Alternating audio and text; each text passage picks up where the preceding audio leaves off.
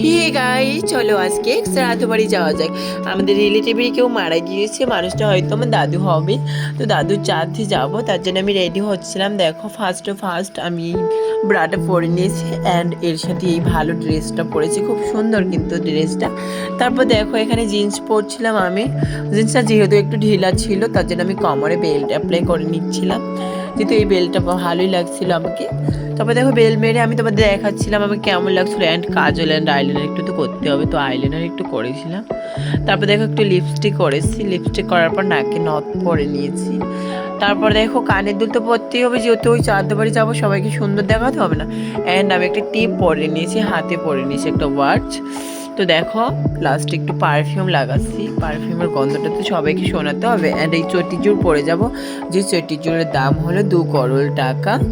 তো দেখো, লাস্ট আমি সানগ্লাস পরে নিয়েছি। তো কেমন লাগছে আমাকে কমেন্টে জানাবে। টাটা সবাইকে।